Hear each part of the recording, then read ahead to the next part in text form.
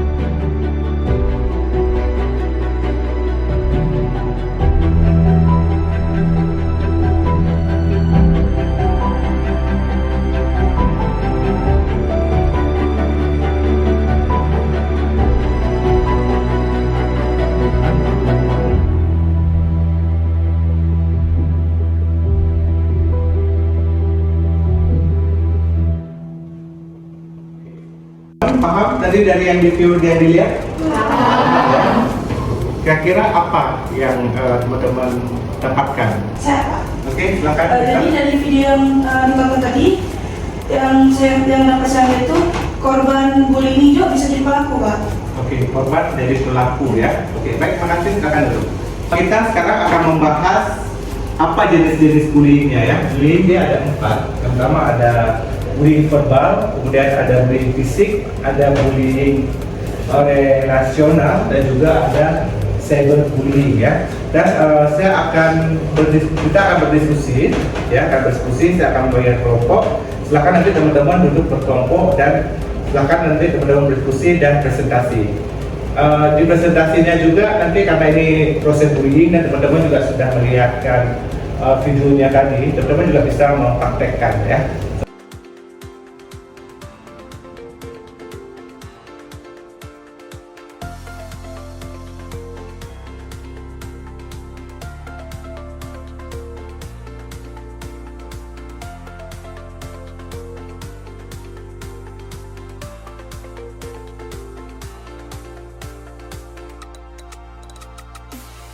Sekarang udah dihitung ya. Coba nanti kelompok 1 yang nomor 1, kelompok 2, nomor 2, kelompok 3 dapat bayinya. Silakan duduk berkelompok. Kelompok 1 di sini, kelompok 2, kelompok 3, kelompok 4. Silakan. Ya.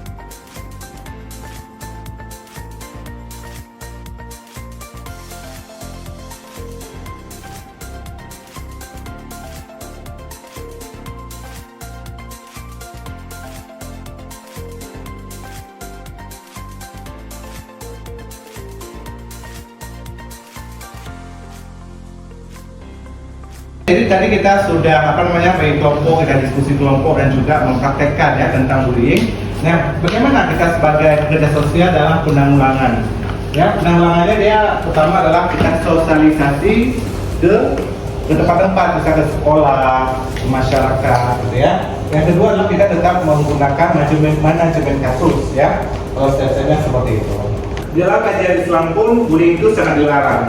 Ini ada ayat Quran yaitu surat Al-Hujurat ayat 11. Yang artinya seperti ini. Hai orang-orang beriman, janganlah kamu mengolok-olok suatu kaum ya.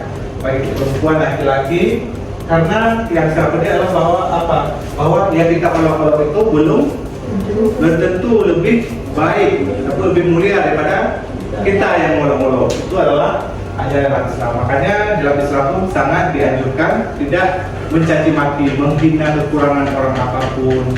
Kita menghina, kita menciptakan kerusuhan, kita mencaci, kita macam-macam hal ya, sehingga membuat orang itu tidak nyaman ya dengan keberadaan kita. Ada yang bertanya? Saya Pak. Oke, silakan Reza. Saya ingin bertanya Pak, apakah pembulian yang terjadi dalam siswa bisa menyebabkan tertekannya potensi yang ada di dalam siswa? Oke, baik, terima kasih pertanyaannya luar biasa. Oke, memang bullying itu banyak terjadi di siswa. Di sekolah itu sangat banyak.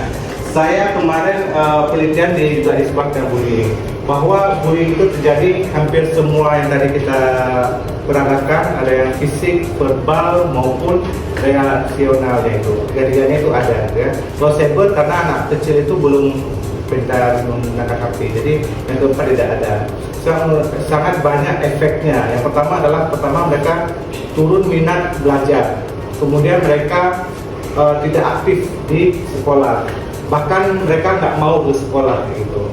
Ada yang sampai mereka pengen pindah ke sekolah lain gitu, sehingga itu sangat mengganggu si siswa itu. Jadi peran di situ sangat banyak, dari peran guru, kemudian peran orang tua begitu ya. Itu memang harus banyak disosialisasikan tentang bullying di sekolah.